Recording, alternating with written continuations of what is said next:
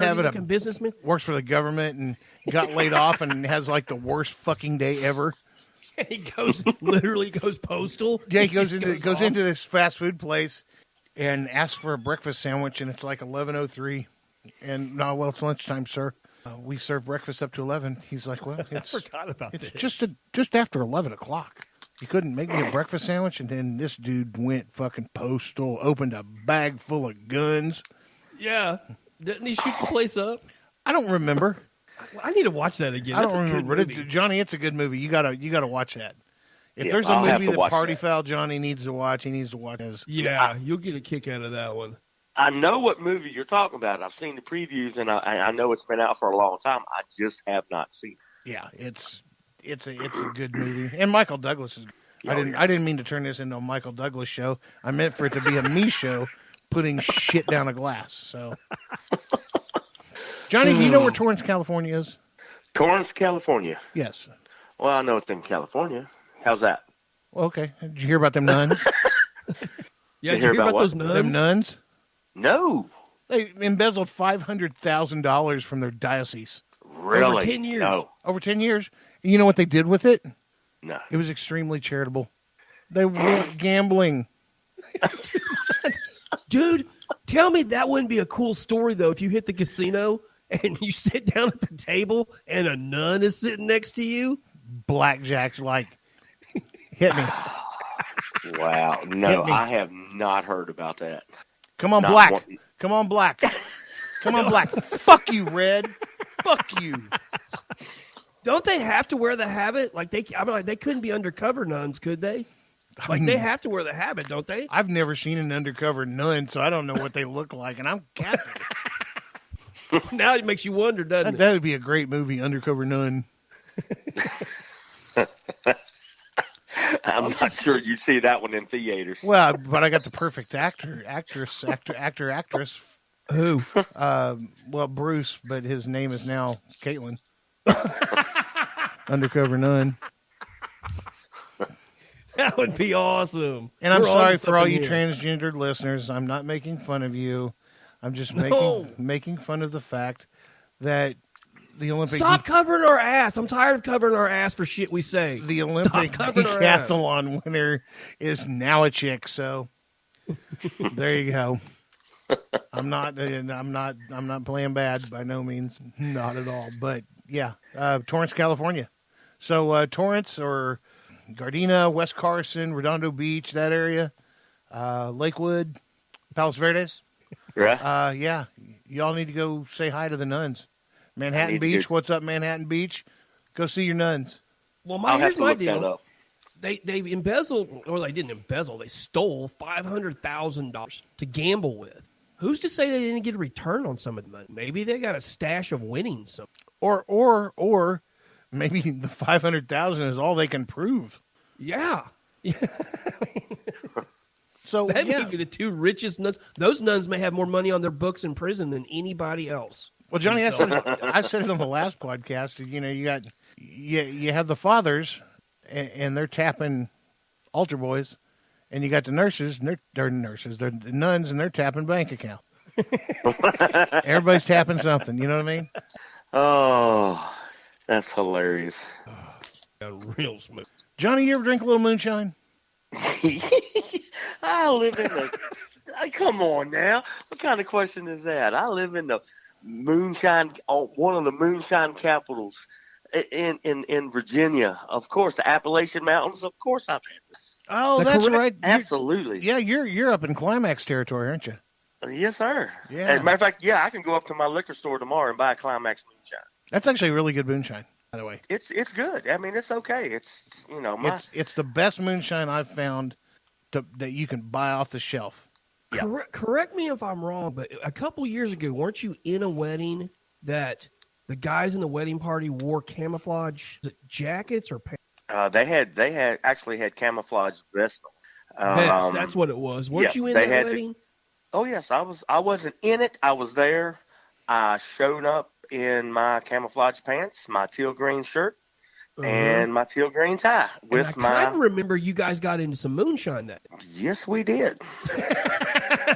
Yes, we did. Yes, we did. How I remember that, I do not know. But that's probably the first time I knew of Johnny getting into some moonshine. It was because of my profile picture, because I had my profile picture on Facebook in my camouflage pants with my shirt, and I had on a tattooed in the wild beanie, and I had my arms stretched out. Like, Yes, hey, sir, here I am. Yep, you know which one I'm talking about. I know exactly which one you're talking about. I've used that one before. But yeah, that was definitely a good wedding. Yeah, it's funny when I go on cruises with my wife, I try not to look like my region, if that makes What do you sense. mean by that?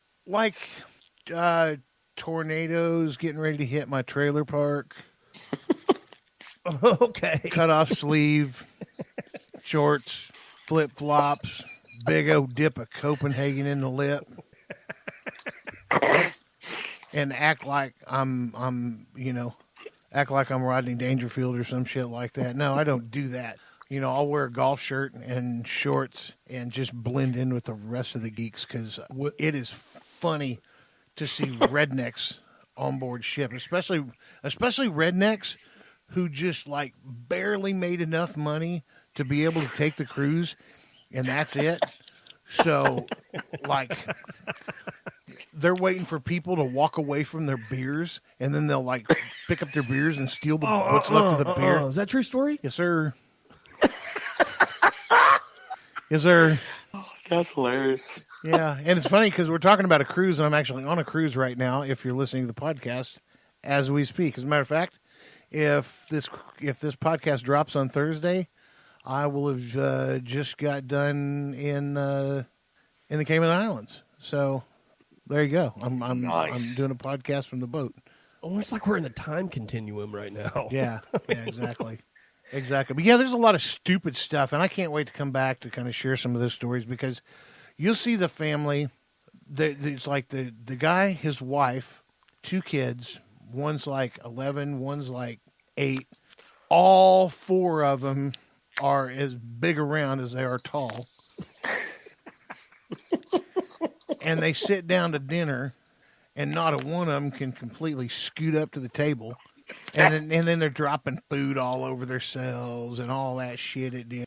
You can always tell those people because they will eat up the kitchen while they're on board ship. And you'll see them miserable, man. If you ever see them take a rest stop somewhere after dinner, they're in a chair with their legs straight out. Their arms are flailed to the side, and they're doing every rest stop. Yeah, they're doing everything they can to catch their fucking breath before they make it back to their cabin.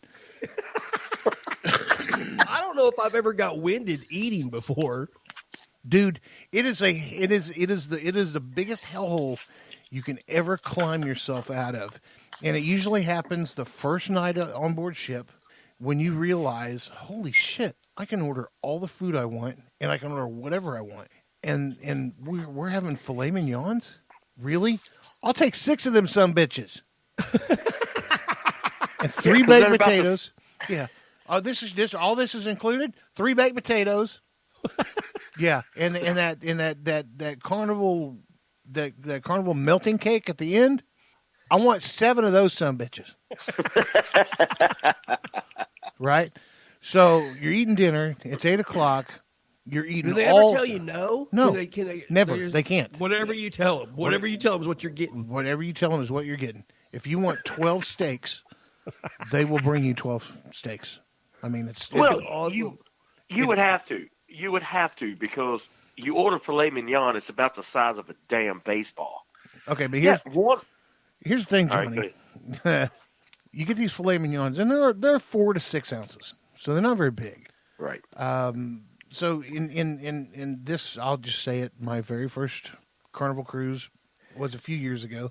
I've been on cruises before, but never really just to enjoy myself and relax and eat. The rest of the time, I was hunting tail, man, big time. So I had a different agenda, but yeah.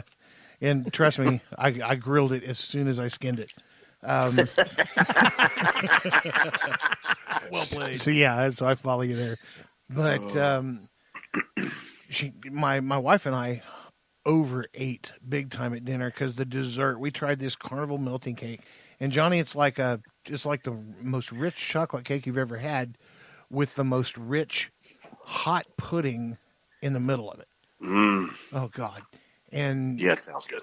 when you want one, you want 3 more, and All of them. the walk back to the cabin was like the fucking walk of shame. We were like she took off her shoes. I don't know what help that did. Not sure how much that helped things in her gut or whatever, but she took off her shoes. And keep in mind there was a show that we were supposed to go to at 10:00 on board ship, and we were like, fuck it, we're going back to the room. And literally half the night we were taking turns waking up out of bed and going to the shitter.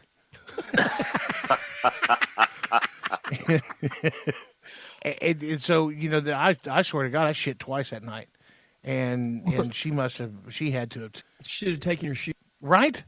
Maybe I missed the boat. I was on the boat. Right? But no, you learn the first night, okay, this is all cool and everything, but you cannot overindulge. If you overindulge, there's no room for alcohol. There's no room for fun. There's no room for nothing except for your ass has got a fucking appointment with a toilet seat somewhere. So you learn. So you can sit like that. You can sit in the dining room and you can pick out the first timers real easy. Well, that's super duper easy because the first timers all have a blue ID card. Oh well. So once you're why do they do that? It's for the staff.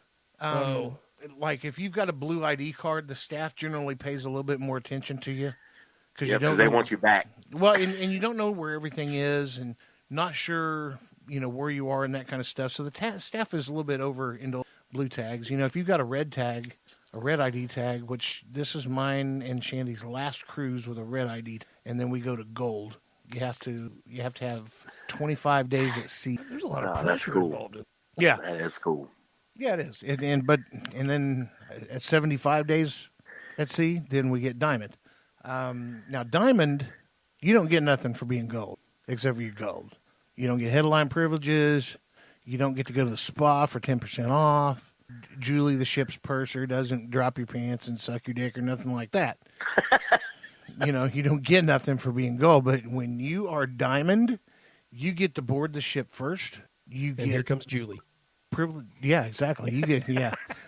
Then Julie's on her way.